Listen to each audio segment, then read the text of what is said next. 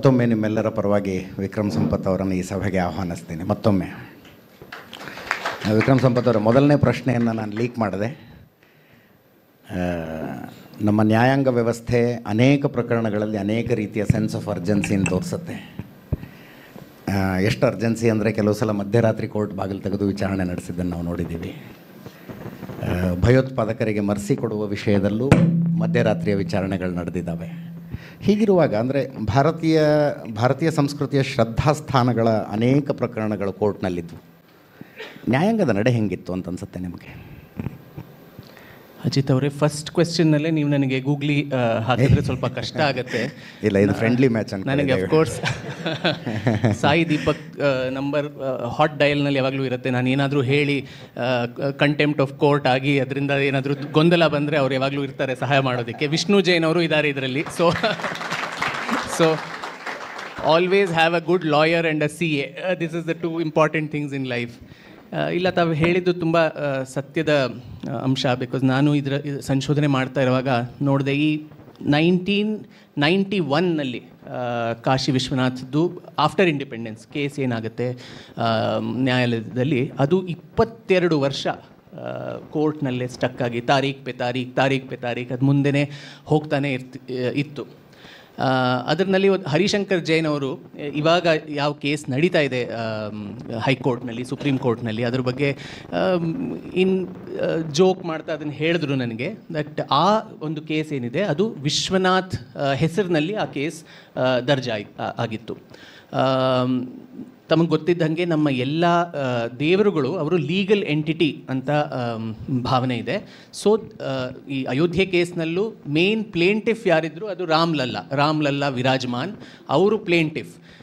ಮತ್ತು since it is always considered to be a minor, ಅವರ ಪರವಾಗಿ ಲಾಯರ್ ಫೈಟ್ ಮಾಡ್ತಾರೆ ಕೇಸ್ನ. ಸೊ ಇದರಲ್ಲೂ ವಿಶ್ವನಾಥ ತಾನು ಇದು ಹಾಕ್ತಾನೆ, ಪ್ಲೇಂಟ್ ಹಾಕ್ತಾರೆ. ಇದು ಪೂರ್ತಿ ಜಾಗ ನನ್ನದು, ಇದು ನನ್ನ ಭಕ್ತರಿಗೆ ಕೊಡಬೇಕಾದ ಜಾಗ. ಆ್ಯಂಡ್ ಇಲ್ಲಿಂದ ಏನು ಒಂದು ಮಸ್ಜಿದ್ ಮಧ್ಯ ಇದೆ, ಅದನ್ನು ಇಲ್ಲಿಂದ ದೂರ ಪಡಿಸ್ಬೇಕು ಅಂತ. ಆ ಕೇಸು ನಾನು ಹೇಳ್ದಂಗೆ 22 ವರ್ಷ ಹೇಗೆ ನಡೀತು. ಸೊ ಹರಿಶಂಕರ್ ಜೈನ್ ಹೇಳಿದ್ರು, ಈ ಇನ್ನೊಂದು ಕೇಸ್ ಇವಾಗ ಏನು ನಡೀತಾ ಇದೆ ನ್ಯಾಯಾಲಯದಲ್ಲಿ ಅದು 2021ನಲ್ಲಿ ಆರಂಭ ಆಯಿತು. ಆ ಕೇಸ್ನ ಅವ್ರು ಹಾಕಿದ್ದು ವಿಶ್ವನಾಥನ್ ಹೆಸರಿನಲ್ಲ, ಬಟ್ ಗೌರಿಯ ಹೆಸರಿನಲ್ಲಿ, ಶೃಂಗಾರ್ ಗೌರಿ ಹೆಸರಿನಲ್ಲಿ ಅವರು ಆ ಕೇಸ್ನ ಹಾಕಿದರು. ಅದರದ್ದು ಡೀಟೇಲ್ಸ್ ಆಮೇಲೆ ಮಾತಾಡೋಣ. ಬಟ್ ಅವರು ಹರಿಶಂಕರ್ ಜೈನ್ ಏನು ಹೇಳಿದ್ರು ಅಂದರೆ, ವಿಶ್ವನಾಥ ಅವನು ವೈರಾಗಿ, ಅವನಿಗೇನು ಎಲ್ಲಿ ಅವನನ್ನು ಕೂಡಿಸಿದ್ರು ಅವನಿಗೇನು it won't make much difference to him. But ದೇವಿಗೆ ತನ್ನ ಗಂಡನನ್ನು ಹೀಗೆ ಅವಮಾನ ಮಾಡೋದು ಅನ್ನೋದು ಶೀ ಕೆ ನಾಟ್ ಟಾಲರೇಟ್. ಅವಳ ತಂದೆ ದಕ್ಷ ಮಹಾರಾಜನು ಏನು ಮಾಡ್ದ ಅನ್ನೋದಕ್ಕೋಸ್ಕರ ಅವರು ಯಜ್ಞಕುಂಡದಲ್ಲೂ ಧುಮುಕಿದ್ರು. ಎಷ್ಟೊಂದು ಅನಾಹುತ ಆಯಿತು ಅದಾದ ಮೇಲೆ ಎಲ್ಲರಿಗೂ ಗೊತ್ತಂಗೆ.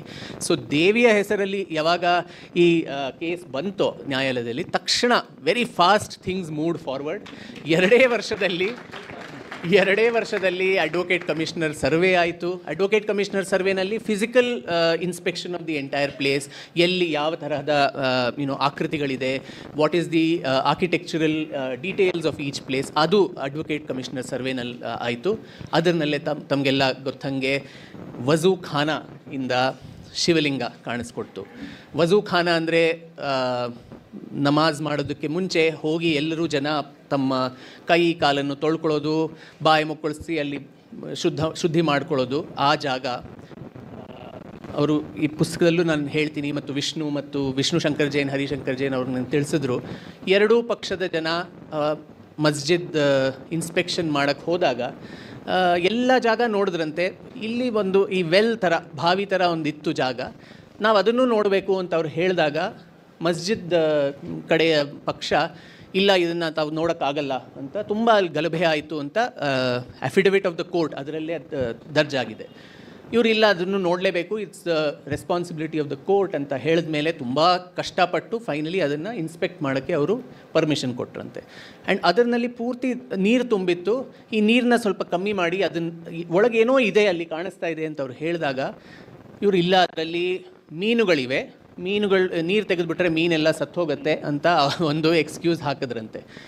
ಅವರ ದುರಾದೃಷ್ಟ, ಈ ಕಡೆ ನಮ್ಮ ಹಿಂದೂ ಪಕ್ಷದ ಲಾಯರ್ಸ್ ಬಂದು ಜೈನ್ಗಳು, ಅವರಿಗೆ ಅಹಿಂಸೆ ಮತ್ತು ಪ್ರಾಣಿ ರಕ್ಷೆ ಅದರ ಬಗ್ಗೆ ಸಾಕಷ್ಟು ಕಾಳಜಿ ಇರುತ್ತೆ. ಸೊ ಅದಕ್ಕೆ ಆಕ್ಸಿಜನ್ ಸಿಲಿಂಡರ್ಸ್ ತಂದು ಅದರಲ್ಲಿ ಆಕ್ಸಿಜನ್ ಬಿಟ್ಟು ಆಮೇಲೆ ಆ ನೀರನ್ನು ನಿಧಾನವಾಗಿ ಕೆಳಗೆ ಅದು ಹೋಗ್ತಾ ಇರುವಾಗ ಒಳಗಿಂದ ಲಿಂಗದ ಆಕೃತಿಯ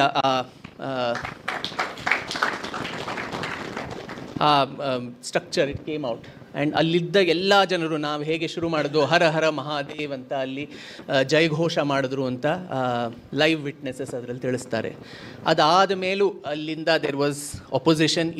ಇದು ಶಿವಲಿಂಗ ಅಲ್ಲ, ಇಟ್ ಇಸ್ ಅ ಫೌಂಟನ್ ಅಂತ ಹೇಳಿ ಅದರ ಮೇಲೆ ಒಂದು ಡ್ರಿಲ್ ಮಾಡಿ ಒಂದು ನಾಸಲ್ನ ಹಾಕಿ ಹೇಗೆ already defiled Shivalinga was further defiled. So ನ್ಯಾಯಾಂಗದ ಒಂದು ಪ್ರಕ್ರಿಯೆ ಅದು let it be as it is. ಅದ್ರ ಬಗ್ಗೆ ನಾನು ಜಾಸ್ತಿ ಟಿಪ್ಪಣಿ ಮಾಡೋಕ್ಕೆ I don't want to do that. But ಅದಕ್ಕಿಂತ ಮುಖ್ಯವಾದ ವಿಷಯ ಏನಂದರೆ, ಒಂದು ಸಮುದಾಯಕ್ಕೆ ಗೊತ್ತಿತ್ತು ಅಲ್ಲಿ ಬೇರೆ ಧರ್ಮದ ಒಂದು very important and precious object ಅಲ್ಲಿ ಇದೆ ಅಂತ. ಅದನ್ನು ಗೊತ್ತಿದ್ದು ಕೂಡ ದಿನಾಗಲೂ ಹೋಗಿ ಅಲ್ಲಿ ಕೈಕಾಲು ತೊಳೆಯುವುದು ಮತ್ತು ಬಾಯಿ ಮುಕ್ಕಳಿಸೋದು ಮಾಡಿ ಗಂಗಾ ಜಮುನಿ ತೆಹಜೀಬ್ ಅದರಿಂದ ಬರೋಕ್ಕೆ ಸಾಧ್ಯ ಇಲ್ಲ. ಪರಸ್ಪರ ಪ್ರೇಮ ವಿಶ್ವಾಸ ಇದು it's a two way street. ಎರಡೂ ಸಮುದಾಯಗಳು ಒಂದೇ ತರಹ ಸ್ಪಂದಿಸಬೇಕು. The albatross of secularism cannot be on the shoulders of just one community, the majority communities.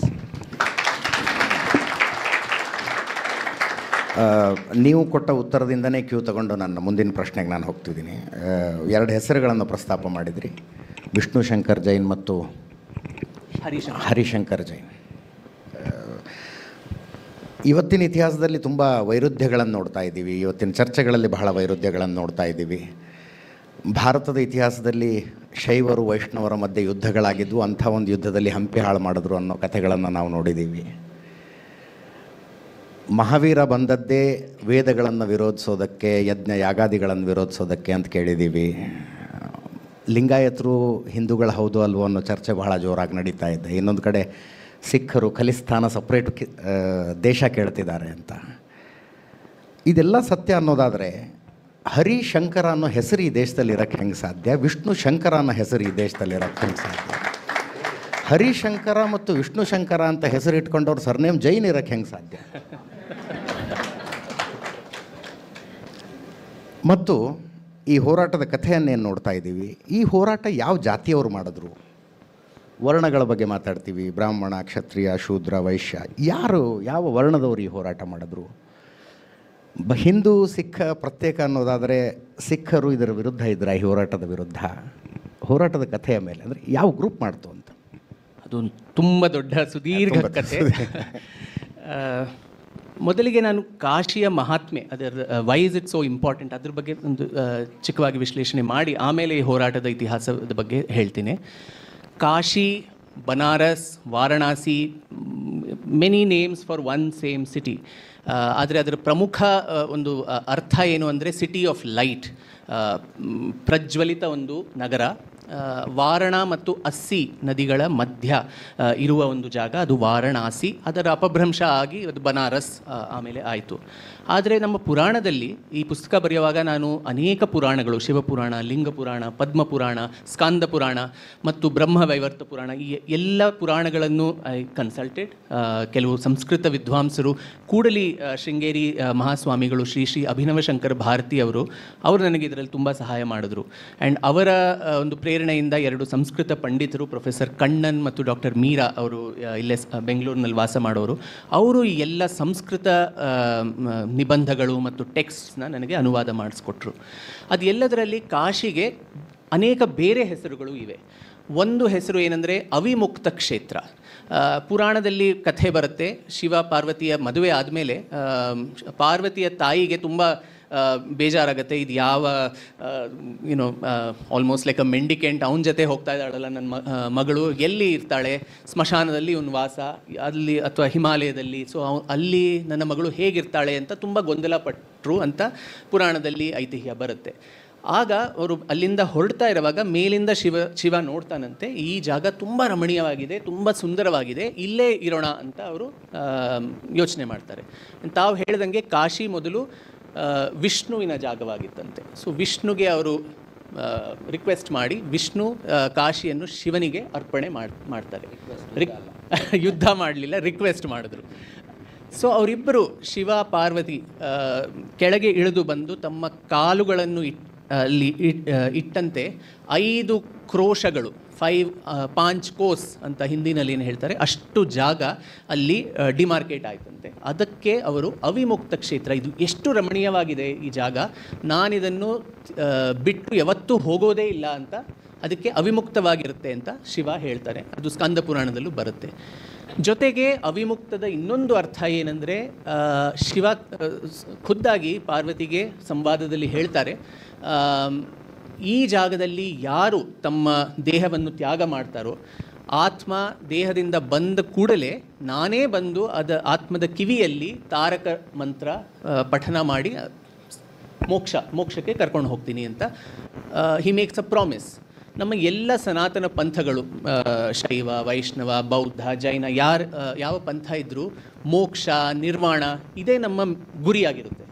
ಅಂಥ ಒಂದು ಗುರಿಯನ್ನು ಇಲ್ಲಿ ಇಷ್ಟು ಸುಲಭವಾಗಿ ಶಿವನ ಗ್ಯಾರಂಟಿ ಅದು ಕೊಟ್ಟಿರುವಾಗ, ಎಲ್ಲರಿಗೂ ಅದಕ್ಕೆ ಕಾಶಿಯಲ್ಲಿ ನಾವು ಸ್ವಲ್ಪ ಸಮಯ ಇರಬೇಕು, ಅಲ್ಲಿ ಮೃತ್ಯು ಆದರೆ ಇಟ್ಸ್ ಅ ಗ್ರೇಟ್ ಪುಣ್ಯ ಅಂತ ಈ ಥರ ಒಂದು ಭಾವನೆ ನಮ್ಮಲ್ಲಿ ಇತ್ತು.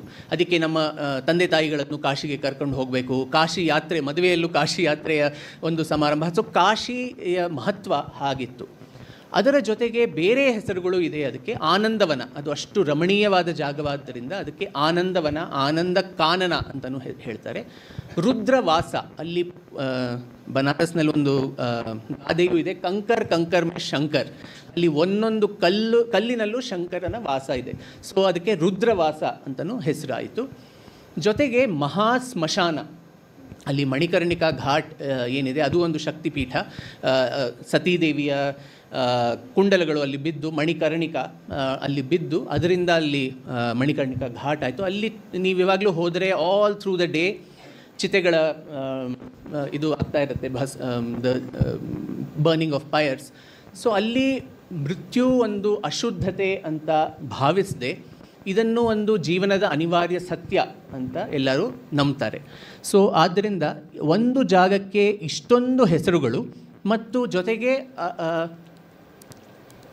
ಅದರ ಪ್ರಾಮುಖ್ಯತೆ ನಮ್ಮ ಸನಾತನ ಧರ್ಮದಲ್ಲಿ ಎಷ್ಟು ಇತ್ತು ಅಂತ ಈ ಎಲ್ಲ ಪೌರಾಣಿಕ ಐತಿಹ್ಯಗಳಿಂದ ನಮಗೆ ಗೊತ್ತಾಗುತ್ತೆ. ಅಲ್ಲಿ ಪುರಾತನದಲ್ಲಿ ಒಂದು ದೊಡ್ಡ ವಿಶ್ವನಾಥನ ಮಂದಿರ ಇತ್ತು ಅನ್ನುವ ಸಾಕಷ್ಟು ಸಾಕ್ಷಿಗಳು ನಮಗೆ ಸಿಗತ್ತೆ. ಆದರೆ ಇದರ ಮೇಲೆ ಮೊಟ್ಟ ಮೊದಲ ದಾಳಿ ಏನಾಯಿತು, ಅದು ಮೊಹಮ್ಮದ್ ಗಜ್ನಿ ಕೋಶಾಧ್ಯಕ್ಷನಾದ ಅಹಮದ್ ನಿಯಾಲ್ತಗಿನ್, ಅವನು ಪ್ರಯತ್ನ ಮಾಡ್ತಾನೆ, but he is not successful. But ಅದಾದ ಮೇಲೆ 1194ನಲ್ಲಿ ಕುತುಬುದ್ದೀನ್ ಐಬಕ್ ಅವನ ಪ್ರಥಮ ದಾಳಿಯಲ್ಲಿ ಪೂರ್ತಿ ಕಾಶಿ ಧ್ವಂಸ ಆಗೋಗುತ್ತೆ. ಅವನ ಸಮಕಾಲೀನ ಒಂದು ಇತಿಹಾಸಕಾರ ಹಸನ್ ನಿಜಾಮಿ ತುಂಬ ಗರ್ವದಿಂದ ಅವರು ಇದನ್ನೆಲ್ಲ ಬರ್ಕೋತಾರೆ. ನಾವು ಹೇಗೆ ಎಷ್ಟು ದೇವಸ್ಥಾನಗಳನ್ನು ಕೆಡವಿದ್ವಿ, ಹೇಗೆ ಈ ಕಾಫಿರ್ಗಳನ್ನು ನಾವು ಟ್ರೀಟ್ ಮಾಡಿದ್ವಿ ಅನ್ನೋದು ಹೆಮ್ಮೆಯಿಂದ ಅವರು ಬರ್ಕೊಳ್ತಾರೆ. ಹಸನ್ ನಿಜಾಮಿ ಹೇಳ್ತಾನೆ, ಒಂದು ದಾಳಿಯಲ್ಲಿ ಕಾಶಿಯಲ್ಲಿ 1000 ದೇವಾಲಯಗಳು ಧ್ವಂಸವಾಯಿತು. ಅಲ್ಲಿ ಇದ್ದಿದ್ದ ಎಲ್ಲ ಧನವನ್ನು 18 ಒಂಟೆಗಳು ಮತ್ತು 300 ಆನೆಗಳ ಮೇಲೆ ಹಾಕಿಕೊಂಡು ದೆಹಲಿಗೆ ವಾಪಸ್ ಹೋದ ಇವನು ಕುತುಬುದ್ದೀನ್ ಐಬಕ್ ಅಂತ. ಅವನು ಹಿ ರೆಕಾರ್ಡ್ಸ್ ಇಟ್. ಅದಾದ ಮೇಲೆ ಈ ಪುಸ್ತಕದಲ್ಲಿ 2 ಭಾಗಗಳಿವೆ. ಒಂದು it is a very depressing story, ಅದನ್ನು ಬರೀತಾಲೆ, ಅದನ್ನು ಅನುವಾದ ಮಾಡ್ತಾಲೆ ಐ ಆಮ್ ಶೋರ್ ತುಂಬ ಮನಸ್ಸಿಗೆ ನೋವಾಗತ್ತೆ, ಬೇಜಾರಾಗತ್ತೆ. The kind of massacres, the kind of desecration, ಅದನ್ನು ಸಂಶೋಧನೆ ಮಾಡೋದು, ಬರೆಯೋದು, ಓದೋದು ಎಲ್ಲ ತುಂಬ ಕಷ್ಟ. ಅದು ಒಂದು ಪ್ಯಾರಲಲ್ ಟ್ರ್ಯಾಕ್. ಅದನ್ನು ಫಸ್ಟು ನಾನು ಹೇಳಿ ಮುಗಿಸ್ಬಿಟ್ಟು the other parallel track which is more important, that is of hope, ಒಂದು ಆಶಾವಾದಿ ಕಿರಣ. ಅದರ ಬಗ್ಗೆ we should I think concentrate more. So Qutubuddin Aibak 1194ನಲ್ಲಿ ಏನು ಕೆಡವುದ, ಅದಾದ ಸ್ವಲ್ಪ ಸಮಯದ ನಂತರ ಅರೌಂಡ್ 1236 to 1240 4 ವರ್ಷ ರಜಿಯಾ ಸುಲ್ತಾನ್ ದಿಲ್ಲಿಯಲ್ಲಿ ಶಾಸನ ಮಾಡಿದ್ಲು. ನಮಗೆ ರಜಿಯಾ ಸುಲ್ತಾನ್ ಅಂದರೆ ತಕ್ಷಣ ಹೇಮಾ ಮಾಲಿನಿ, ಆ ಹಿಂದಿ ಫಿಲ್ಮು ಮತ್ತು ಧರ್ಮೇಂದ್ರ ಇದೇ ಮನಸ್ಸಿಗೆ ಬರುತ್ತೆ. ಬಟ್ ಆ 4 ವರ್ಷದಲ್ಲಿ ಅವಳಿಗೆ ಅಷ್ಟು ಸಮಯ ಸಿಕ್ತು ಕಾಶಿಗೆ ಬಂದು ಅಲ್ಲಿದ್ದ ಮಂದಿರವನ್ನು ಕೆಡವಿ ಅಲ್ಲಿ ಒಂದು ರಜಿಯಾ ಮಸ್ಜಿದ್ ಅನ್ನೋದನ್ನು ಇವತ್ತಿಗೂ ಇದೆ. ಅದು ವಿಶ್ವನಾಥ್ ಮಂದಿರದ ಸ್ವಲ್ಪ ದೂರದಲ್ಲಿ ರಜಿಯಾ ಮಸ್ಜಿದ್ದನ್ನು ಕಟ್ಟಿದ್ಲು. ಅದಾದ ಮೇಲೆ ಅಲ್ಲಾವುದ್ದೀನ್ ಖಿಲ್ಜಿ ಮತ್ತು ಜೌನ್ಪುರ್ ಶಾರ್ಕಿ ನವಾಬರು ಇವರೆಲ್ಲರೂ ಬಂದು ಆ ಮಂದಿರವನ್ನು ಕೆಡವಿದ್ರು. ಆಮೇಲೆ ಸಿಕಂದರ್ ಲೋಧಿ 1594ನಲ್ಲಿ ಬಂದು ತಿರ್ಗಾ ಪೂರ್ತಿ ಕಾಶಿಯನ್ನು ಧ್ವಂಸ ಮಾಡಿದ. ಸಹಜವಾಗಿ ಬರುವ ಪ್ರಶ್ನೆ ಏನಂದರೆ, 1194ನಲ್ಲಿ ಕುತುಬುದ್ದೀನ್ ಐಬಕ್ ಆಲ್ರೆಡಿ 1000 ಮಂದಿರಗಳನ್ನು ಕೆಡವಿ ಅದನ್ನು ಪೂರ್ತಿ ಧ್ವಂಸ ಮಾಡಿದರೆ ಪದೇ ಪದೇ ಅಲ್ಲಿ ಧ್ವಂಸ ಮಾಡೋಕ್ಕೆ ಏನು ಉಳಿದಿತ್ತು? So that is the other story. ಒಂದೊಂದು ಸಲ ಅಲ್ಲಿ ಧ್ವಂಸ ಮಾಡಿದ ನಂತರ ಸ್ವಲ್ಪವೇ ವರ್ಷಗಳ ನಂತರ ಅದರ ಹತ್ತಿರದಲ್ಲಿ ಇನ್ನೊಂದು ಮಂದಿರ ಪುನರ್ ನಿರ್ಮಾಣ ಆಗ್ತಾಲೇ ಬಂತು. So the shrines fell, shrines rose, but the Hindus of Kashi, the Hindus of Bharat never gave up. So 1194ನಲ್ಲಿ ಐಬಕ್ ಮಾಡಿದ ನಂತರ 1212 ಇದರಲ್ಲಿ ಇಸ್ವಿನಲ್ಲಿ ಸುದೂರ ಬಂಗಾಳದ ಒಂದು ರಾಜ, ಸೇನಾ ವಂಶದ ರಾಜ ವಿಶ್ವರೂಪ ಎನ್ನುವನು ಕಾಶಿಗೆ ಬಂದು ನಗರದ ಮಧ್ಯದಲ್ಲಿ ಒಂದು ದೊಡ್ಡ ಸ್ತಂಭವನ್ನು ಕಟ್ಟಿಸ್ತಾನೆ. ಅದರ ಮೇಲೆ ಏನು ಶಿಲಾಲೇಖ ಇದೆ ಅಂದರೆ, ಈ ಜಾಗವು ವಿಶ್ವೇಶ್ವರನ ನಗರಿ ಅಂತ ಆಲ್ಮೋಸ್ಟ್ ಕಾಪಿರೈಟ್ ಅಲ್ಲಿ ಎಸ್ಟಾಬ್ಲಿಷ್ ಮಾಡೋ ಥರ ಅವನು ಹಾಕ್ತಾನೆ. ಆವಾಗ ದಿಲ್ಲಿ ಸಲ್ತನತ್ ಆಲ್ರೆಡಿ ಪವರ್ಫುಲ್ ಆಗ್ತಾ ಬಂತು. ಸೊ ಫುಲ್ ಮಂದಿರವನ್ನು ಪುನರ್ ನಿರ್ಮಾಣ ಮಾಡೋದು ಕಷ್ಟ ಆಯಿತು. ಸೊ ಅದಕ್ಕೆ ಮಧ್ಯದಲ್ಲಿ ಬಂದು ಒಂದು ಅಟ್ಲೀಸ್ಟ್ ಸ್ಟ್ಯಾಂಪಿಂಗ್ ಯುವರ್ ಅಥಾರಿಟಿ, ಇದು ನಮ್ಮದು ಅಂತ ಹೇಳೋದಕ್ಕೆ ಅಲ್ಲಿ ಹಾಕಿ ಹೋಗ್ತಾನೆ. ಸೊ ಇದು 1212ನಲ್ಲಿ ಆಗುತ್ತೆ. ಅದನ್ನು ಧ್ವಂಸ ಮಾಡಿದ್ದು next wave of destruction Razia Sultan ಕಡೆಯಿಂದ. ಆದರೆ 1250ನಲ್ಲಿ ಗುಜರಾತಿನ ಒಂದು ಬಿಸ್ನೆಸ್ ಮ್ಯಾನ್, ಅವನ ಹೆಸರು ಸೇಠ್ ವಸ್ತುಪಾಲ್, ಅವನು ಬಂದು ಆ ಕಾಲದ ಕರೆನ್ಸಿನಲ್ಲಿ 1,00,000 ರೂಪಾಯಿ ಕೊಟ್ಟು ಈ ಮಂದಿರವನ್ನು ತಿರ್ಗಾ ಪುನರ್ ನಿರ್ಮಾಣ, ಭವ್ಯ ಮಂದಿರ ಬರುತ್ತದೆ. Hardly 56 years after the destruction by Aibak. ನಾವು ಅದರ ಜೊತೆ ಅರೌಂಡ್ 1270 ನಮ್ಮ ಕರ್ನಾಟಕದ ಹೊಯ್ಸಳ ರಾಜ ತೃತೀಯ ವೀರ ನರಸಿಂಹ ಅವರು ಒಂದು ಸಂಪೂರ್ಣ ಒಂದು ಗ್ರಾಮವನ್ನೇ ಮುಡುಪಾಗಿ ಕೊಡ್ತಾರೆ, ಹೆಬ್ಬಾಳೆ ಎನ್ನುವ ಗ್ರಾಮ. ಅವರ ಒಂದು ಶಿಲಾಲೇಖ ಏನು ಸಿಗುತ್ತೆ ಅಂದರೆ, ಈ ಗ್ರಾಮದಲ್ಲಿ ಬರುವ ಆದಾಯ ಎಲ್ಲವನ್ನು ನಾವು ತೀರ್ಥಯಾತ್ರಿಗಳಿಗೆ ಸಮರ್ಪಣೆ ಮಾಡ್ತೀವಿ. ಆ ಕಾಲದಲ್ಲಿ ನಾವು ಹಿಂದೂಗಳು ಹೋಗಿ ನಮ್ಮ ದೇವಾಲಯದಲ್ಲಿ ಪೂಜೆ ಮಾಡಬೇಕಂದ್ರೆ ನಮಗೆ ಜಜಿಯಾ ಟ್ಯಾಕ್ಸ್ ಕೊಡಬೇಕಾಗ್ತಿತ್ತು. ಈಗಲೂ ನಮ್ಮ ರಾಜ್ಯದಲ್ಲಿ ಮಂದಿರಗಳಿಗೆ ಟ್ಯಾಕ್ಸ್ ಕೊಡಬೇಕಾಗ್ತಾ ಇದೆ 10%. ಅದೇನೋ ಒಂದು ಇರೋದು 1 ಕೋಟಿಗಿಂತ ಜಾಸ್ತಿ ಆದಾಯ ಇರುವ ದೇವಸ್ಥಾನಗಳು. ಬಟ್ ಆಗಿನ ನಮ್ಮ ಶಾಸಕರು ವೀರ ನರಸಿಂಹ ಒಂದು ಸಂಪೂರ್ಣ ಗ್ರಾಮವನ್ನು ಕೊಟ್ಟು, ಆ ಶಿಲಾಲೇಖದಲ್ಲಿ ಸ್ಪಷ್ಟವಾಗಿ ಅದರ ವಿವರಣೆ ಇದೆ. ಈ ಎಲ್ಲ ಆದಾಯವನ್ನು ನಾನು ವಿಶ್ವೇಶ್ವರನ ಚರಣ ಕಮಲಗಳಿಗೆ ನಾನು ಸಮರ್ಪಣೆ ಮಾಡ್ತಾ ಇದ್ದೀನಿ ಅಂತ ಅವರು ಹೇಳ್ತಾರೆ. ನೀವು ನೋಡಿ, ಪೂರ್ವದ ಬಂಗಾಳದಿಂದ ಬಂದ ರಾಜ, ಪಶ್ಚಿಮದ ಗುಜರಾತಿನಿಂದ ಬಂದ ಒಂದು ವ್ಯಾಪಾರಿ, ದಕ್ಷಿಣದ ಒಂದು ಮಹಾರಾಜ, ಇವರೆಲ್ಲರೂ ಉತ್ತರ ಭಾರತದಲ್ಲಿದ್ದ ಒಂದು ದೇವಸ್ಥಾನಕ್ಕೋಸ್ಕರ ಇಷ್ಟು ಕಷ್ಟಪಟ್ಟರು. ಮತ್ತು ಈಗ ಮಾತಾಡ್ತೀವಿ, ಭಾರತ ಏಕೀಕರಣಗೊಂಡಿದ್ದೆ 1948ರಲ್ಲಿ. ದೇಶ ಇರಲಿಲ್ಲ. ಬ್ರಿಟಿಷರು ಬಂದು ನಮಗೆ ದೇಶದ ಒಂದು ಚಿತ್ರಣ ಕೊಟ್ಟರು. ಇಲ್ಲಾಂದರೆ ನಾವು ಯಾವಾಗಲೂ ಒಬ್ರಿಗೊಬ್ರು ಜಗಳ ಆಡ್ತಾನೆ ಇದ್ವಿ. ಈ ಥರ ಒಂದು ಮಾತು ಇವತ್ತು ಬರುತ್ತೆ.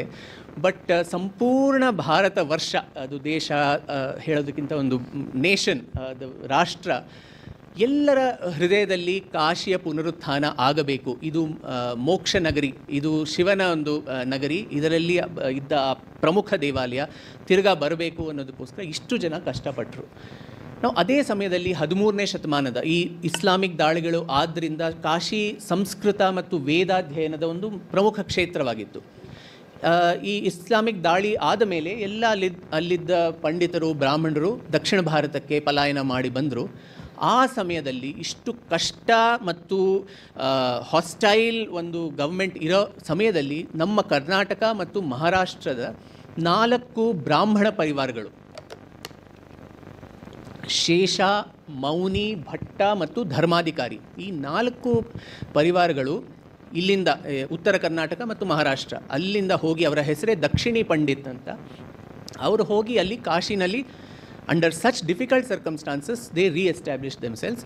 ಕಾಶಿಯ ಒಂದು ಬೌದ್ಧಿಕ ಪುನರ್ನಿರ್ಮಾಣ, ಏನು ಎಲ್ಲ ಕಳೆದು ಹೋಗಿತ್ತೋ, ಏನು ವಿದ್ಯೆ ಅಲ್ಲಿತ್ತು ಅದೆಲ್ಲ ಲುಪ್ತವಾಗಿತ್ತು, ಅದನ್ನು ಪುನರ್ಜಾಗರಣೆ ಮಾಡೋದಕ್ಕೋಸ್ಕರ ಅಲ್ಲಿ ಹೋಗಿ ದೇ ಎಸ್ಟಾಬ್ಲಿಷ್ ದೆಮ್ಸೆಲ್ಸ್.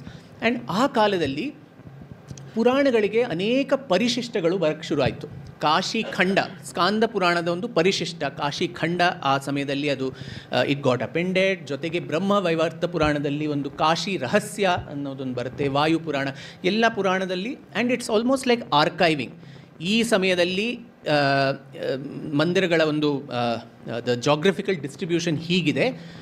ಯಾವಾಗ ನೆಕ್ಸ್ಟ್ ವೇವ್ ಆಫ್ ಡಿಸ್ಟ್ರಕ್ಷನ್ ಬರುತ್ತೋ ನಮಗೆ ಗೊತ್ತಿಲ್ಲ, but at least we are documenting it for future. ನಾವು ಭಾರತೀಯರಿಗೆ ಡಾಕ್ಯುಮೆಂಟೇಷನ್ ಗೊತ್ತಿಲ್ಲ ಅನ್ನೋದಕ್ಕೆ ನೀವು ಆ ಸ್ಕಂದ ಪುರಾಣದಲ್ಲಿ ನೋಡಿದ್ರೆ ಮಧ್ಯದಲ್ಲಿ ವಿಶ್ವೇಶ್ವರನ ದೇವಸ್ಥಾನ ಇದೆ, ಇಲ್ಲಿಂದ 4 ಕೋಸುಗಳು ದೂರ ಹೋಗಿ ಇಲ್ಲಿ ರೈಟ್ ತೊಗೊಳ್ಳಿ, ಅಲ್ಲಿ ತಾರಕೇಶ್ವರ, ಅಲ್ಲಿಂದ ಆ ಕಡೆ ಹೋಗಿ ಅಲ್ಲಿ ಬ್ರಹ್ಮೇಶ್ವರ, ಆ ಎಂಟೈರ್ ಜಾಗ್ರಫಿನ ಕ್ಲಿಯರಾಗಿ ಅದರಲ್ಲಿ ಡಿಸ್ಕ್ರೈಬ್ ಮಾಡ್ತಾರೆ.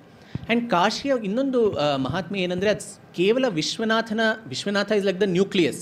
ಒಂದು ನಾವು ಕೆಮಿಸ್ಟ್ರಿನಲ್ಲಿ ನ್ಯೂಕ್ಲಿಯಸ್ ಆ್ಯಂಡ್ ಆರ್ಬಿಟ್ಸ್, ಅದರಲ್ಲಿ ಎಲೆಕ್ಟ್ರಾನ್ಸ್, ಪ್ರೋಟಾನ್ಸ್ ಹೇಗೆ ನೋಡ್ತಾ ಇದ್ವು, ಮಧ್ಯದಲ್ಲಿ ವಿಶ್ವನಾಥನ ಮಂದಿರ ಇದೆ.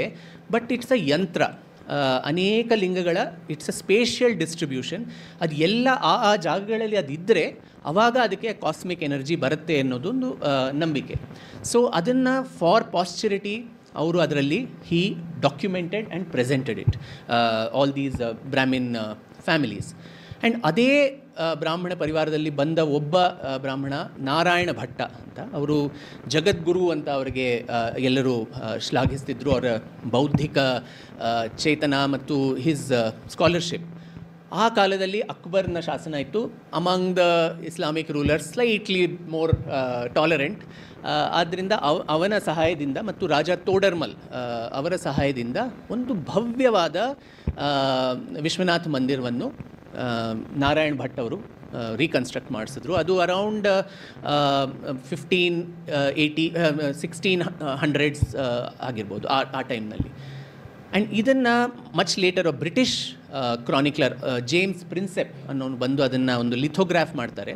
ಅದರಲ್ಲಿ ಇಟ್ಸ್ ಅ ಭವ್ಯ ಅಷ್ಟಮಂಡಪ್ ಟೆಂಪಲ್. ಮಧ್ಯದಲ್ಲಿ ದೇರ್ ಈಸ್ ವಿಶ್ವನಾಥ್ ಮತ್ತು 4 ಕಾರ್ನರ್ಸ್ನಲ್ಲಿ ಬೇರೆ ಬೇರೆ ದೇವರುಗಳ ಸ್ಥಾಪನೆ ಆ ಮಂದಿರದಲ್ಲಿತ್ತು. ಈ ಮಂದಿರದ ಬಗ್ಗೆ ಅನೇಕ ಟ್ರಾವೆಲರ್ಸ್ ಯಾರು ಬಂದರು, ಪೀಟರ್ ಮಂಡಿ ಅನ್ನುವ ಒಂದು ಬ್ರಿಟಿಷ್ ಟ್ರಾವೆಲರ್ ಆಗಲಿ, ಜಾನ್ ಬ್ಯಾಪ್ಟಿಸ್ಟ್ ತವರ್ನಿಯರ್ ಫ್ರೆಂಚ್ ಟ್ರಾವೆಲರ್, ಇವರೆಲ್ಲ, ನಿಕೋಲೋ ಮನುಚಿ ಇಟಾಲಿಯನ್ ಟ್ರಾವೆಲರ್, ಇವರೆಲ್ಲ ಬಂದು ತಮ್ಮ ದಾಖಲೆಗಳಲ್ಲಿ ಹೇಳ್ತಾರೆ, ನಾವು ವಿಶ್ವನಾಥ್ ಮಂದಿರ್ಗೆ ಹೋದ್ವಿ, ಇದು ಹಾಗಿತ್ತು, ಅಲ್ಲಿ ಮಧ್ಯದಲ್ಲಿ ಒಂದು ಲಿಂಗ ಇತ್ತು, ಅದಕ್ಕೆಲ್ಲ ಜನರು ಹೋಗಿ ರುದ್ರಾಭಿಷೇಕ ಮಾಡ್ತಿದ್ರು, ಇದೆಲ್ಲರ ವಿವರ ಅದರಲ್ಲಿ ಸಿಗತ್ತೆ. ಬಟ್ ಅದಾದ ನಂತರ ಈ ನಾರಾಯಣ ಭಟ್ಟನ ಮಂದಿರ ಕೇವಲ ಒಂದು 70-80 ವರ್ಷ ಇದ್ದಿರ್ಬೋದು. ಅದಾದ ಮೇಲೆ ಔರಂಗಜೇಬ್ ಬಂದ. ನಾವು ವಿಶ್ವನಾಥ್ ಮಂದಿರ ಅಂದರೆ ಕೇವಲ ಔರಂಗಜೇಬ್ನ ನಾಪಿಸ್ಕೋತೀವಿ, ಬೈತೀವಿ. ಬಟ್ ಅದಕ್ಕೆ ಎಷ್ಟೊಂದು ಜನ ಹಿಂದೆ ಅದನ್ನು ಆಲ್ರೆಡಿ ಡಿಸ್ಟ್ರಾಯ್ ಮಾಡಿದ್ದನ್ನು ಪುನರ್ನಿರ್ಮಾಣ ಮಾಡಿದ್ರು. ಆ ಇತಿಹಾಸ ನಮಗೆ ಅಷ್ಟು ಗೊತ್ತಿರೋದಿಲ್ಲ. ಬಟ್ 1669ನಲ್ಲಿ ಔರಂಗಜೇಬ್ ಮಾಸಿರೆ ಆಲಮ್ಗಿರಿನಲ್ಲಿ ಒಂದು ಫರ್ಮಾನ್ ಜಾರಿ ಮಾಡ್ತಾನೆ. ದಟ್ ಥಟ್ಟ, ಮುಲ್ತಾನ್, ಬನಾರಸ್ ಇಲ್ಲಿರುವ ಎಲ್ಲ ದೇವಾಲಯಗಳು ಮತ್ತು ಗುರುಕುಲಗಳು, ಕೇವಲ ದೇವಾಲಯ ಅಲ್ಲ, ಗುರುಕುಲಗಳು, ಇಲ್ಲಿ ದುಷ್ಟ ಬ್ರಾಹ್ಮಣರು ತಮ್ಮ ಕೆಟ್ಟ ವಿದ್ಯೆಗಳನ್ನು ಎಲ್ಲರಿಗೂ ಹೇಳ್ತಾ ಇದ್ದಾರೆ, ಅವರಿಗೆ ದೇ ಆರ್ ಮಿಸ್ಲೀಡಿಂಗ್ ದೆಮ್, ಇದೆಲ್ಲವನ್ನು ನೀವು ಧ್ವಂಸ ಮಾಡಿ ಅಂತ ತಮ್ಮ ಸೇನಾಪತಿಗಳಿಗೆ ಎಲ್ಲರಿಗೂ ಕೊಡ್ತಾನೆ.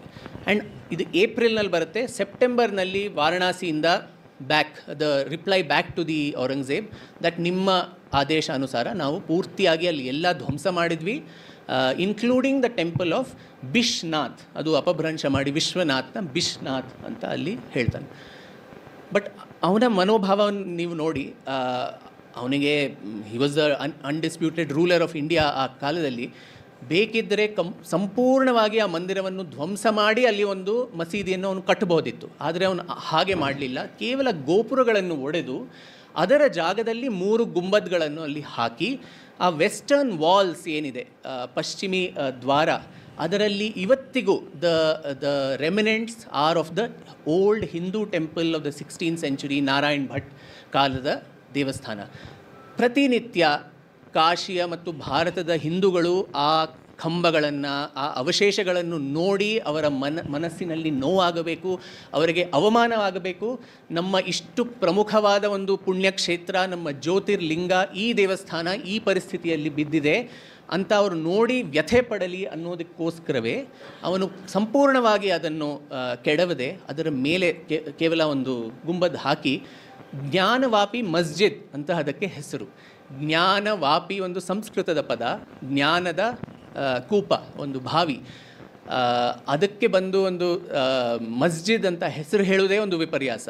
ಬಟ್ ಆ ಥರ ಒಂದು ಹೆಸರನ್ನು ಇಟ್ಟು ಆ ಮಸ್ಜಿದ್ ಅಲ್ಲಿಂದ ಇವಾಗ ಏನು ವಿವಾದ ನಡೀತಾ ಇದೆ ಅಲ್ಲಿಂದ ಆ ಹೋರಾಟ ಶುರುವಾಗುತ್ತೆ. ನನ್ನ ಒಂದು ಪ್ರಶ್ನೆಗೆ ಪೂರ್ತಿಯಾಗಿ ಉತ್ತರ ಬರಲಿ.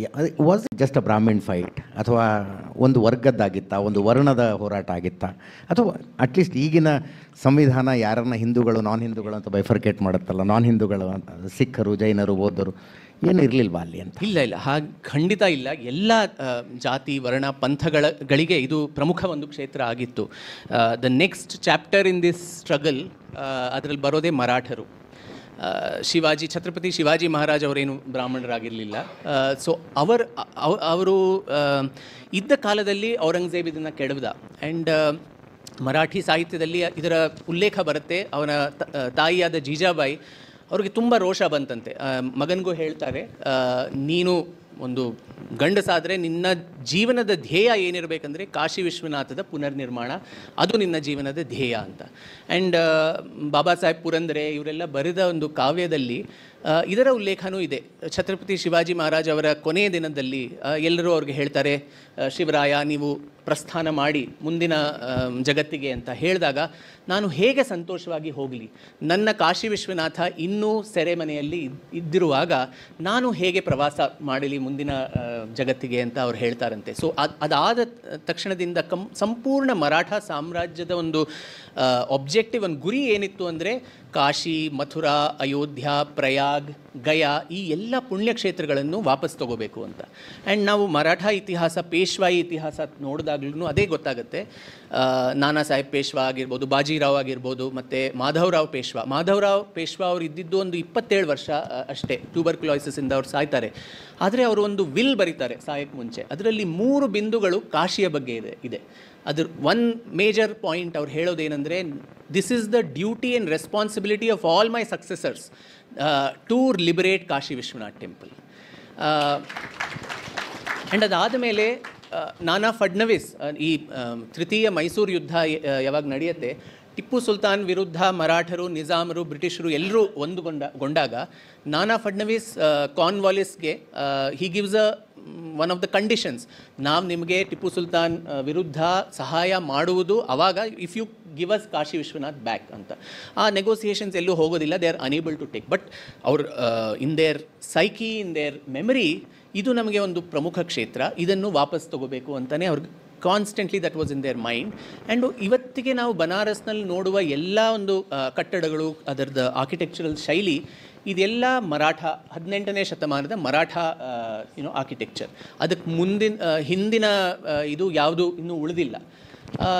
ಅಬೌಟ್ 1780 ಆ ಕಾಲಘಟ್ಟದಲ್ಲಿ ದೇವಿ ಅಹಿಲ್ಯಾಬಾಯಿ ಹೋಲ್ಕರ್ ಅವರ ಒಂದು ಪ್ರಯತ್ನದಿಂದ ಈ ಮಸ್ಜಿದ್ ಎಲ್ಲಿತ್ತು ಅದರ ಹತ್ರನೇ ಒಂದು ಚಿಕ್ಕದಾಗಿ, ಅದು ನೀವು ವಿಶ್ವನಾಥ್ ಮಂದಿರ್ಗೆ ಹೋದರೆ ಆಲ್ಮೋಸ್ಟ್ ಪಾತಾಳದಲ್ಲಿ ಎಲ್ಲೋ ಇದೆ ಪಾಪ, ಅದು ಚಿಕ್ಕದಾಗಿ ಒಂದು ಲಿಂಗ, ಯಾರಿಗೂ ಗೊತ್ತಾಗದಿರ ಗೋಪನೀಯವಾಗಿ ಅಲ್ಲಿ ಹೋಗಿ ಪೂಜೆ ಬೇಗ ಮಾಡಿಬಿಟ್ಟು ಬರೋ ಥರ ಒಂದು ಅವರು ಶುರು ಮಾಡಿದ್ರು. ನೀವು ಹೇಳಿದ್ರಿ ಬೇರೆ ಪಂಥಗಳು. 1836ನಲ್ಲಿ ಇವರು ಮಹಾರಾಜ ರಂಜಿತ್ ಸಿಂಗ್, ಇವತ್ತು ನೀವು ಅಲ್ಲೇನು ಸ್ವರ್ಣಮಂಡಿತ ಗೋಪುರಗಳನ್ನು ನೋಡ್ತೀರೋ ಅದನ್ನು ಸ್ವರ್ಣಮಂಡಿತ ಮಾಡಿದ್ದು ಮಹಾರಾಜ ರಂಜಿತ್ ಸಿಂಗ್. ಅವರೊಬ್ಬ ಸಿಖ್ಖರು.